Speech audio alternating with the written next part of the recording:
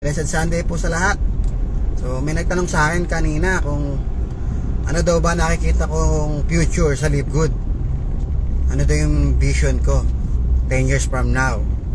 So guys, ang vision ko dito guys sa Live Good, so hindi siya traditional network marketing na halos lahat ng dapat kunin mo puro network marketers. Kailangan lahat sila for business purposes. So ang Live Good nakikita ko dito kahit hindi network marketer, kahit na hindi for business, laki po ang Live Good sa club members.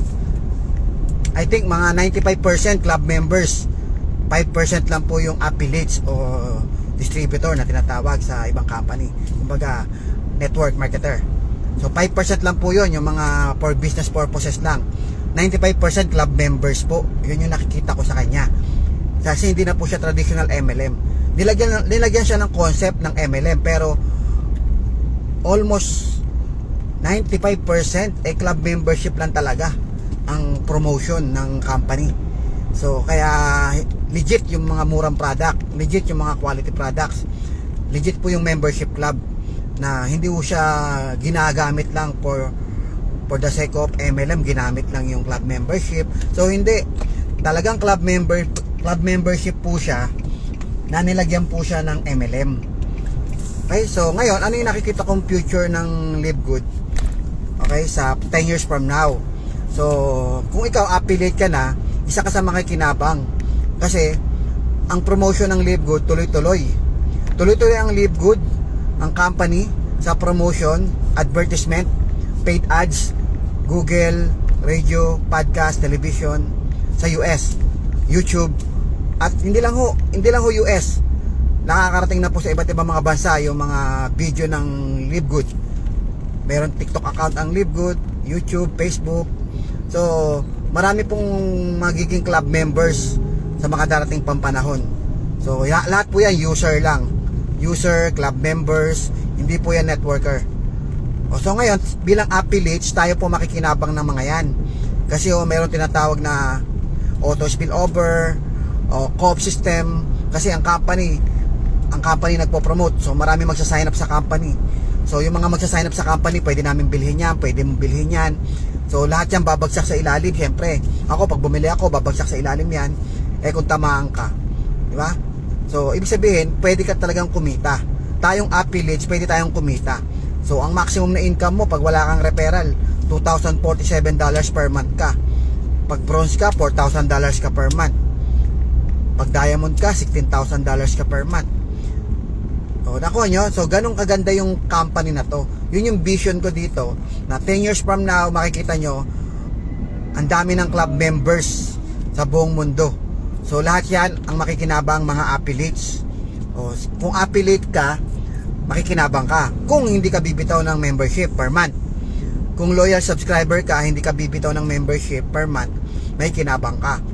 So, ako nga, pag kinumpit ko nga yung 5 years na membership, 36,000 lang po yan. So, iti-take ko talaga risk yan. Kasi kung hindi ka magaling, hindi ka marunong, yan na lang ang pag-asa mo. Kasi kung anong company na pinasok mo, hindi ka naman umaseso, hindi ka naman yumaman, diba? So, dahil pagalingan doon, kailangan mahusay ka, magaling ka magsalita. Kasi kailangan tuloy-tuloy ang pay-in mo doon. Kasi kailangan tuloy-tuloy ang pay-in para may income. So ang kinukuha mo doon, puro mga dapat network marketer. Sa mga user, hindi naman malaki ang income para sa mga user. So mas malaki income nila pagka mayroong mga bagong referral na bumibili ng package. Diba? Ganun sa traditional MLM Kaya nga nagkakaroon ng saturation. Tapos nagiging madalang na yung pay-in, kaya madalang na income. So pagalingan po doon. So kung hindi ka magaling, hindi ka marunong, so sa Live Good may pag-asa kang umasenso. Kailangan lang loyal subscriber ka, huwag kang bibitaw. So sa 5 years, 36,000 lang yun. Kung sasabihin mong sa 10 years, magkano lang yun? Nasa 72,000? 72,000. Maliit pa rin siya kumpara sa traditional business, di ba? Pero hindi ka aabot sa ganun. Hindi ka magbabayad na ganun kalaki dahil ma-spilloveran ka lang ng umabot ng 40. Ang nagbabayad na ng subscription mo, Live Good na So hindi mo na kailangan magbayad.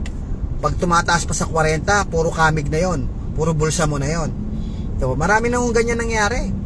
Yung direct invite ko na kumikita ng ngayon, $58 o $70, naglalaro siya doon. O magkano lang membership na? $10 lang.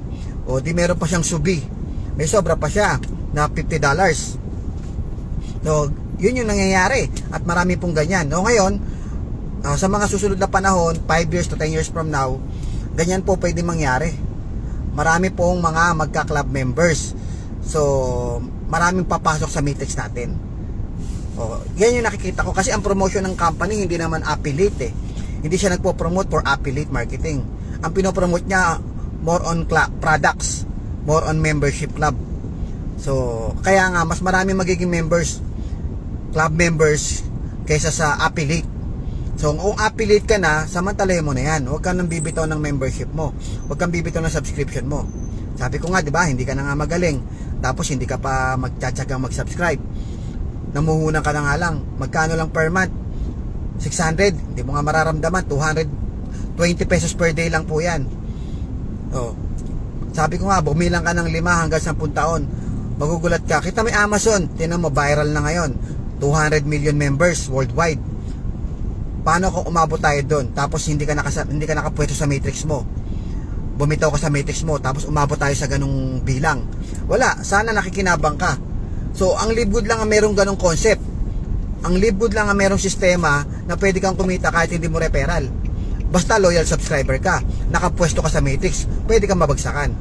O, kaya huwag kang bibitaw. Huwag mo sayangin. Okay? So, yun yung nakikita ko sa Livegood.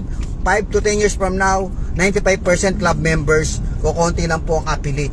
Lahat ng affiliate makikinabang sa lahat ng 95% na club members. Lahat po tayo kikita ng dolyar. Okay, so yun lang. Huwag kang bibitaw ng membership. Huwag mong sayangin. Affiliate ka na. Hindi ho lahat affiliate. Okay, so yun lang. Thank you. Blessed Sunday po sa ating lahat.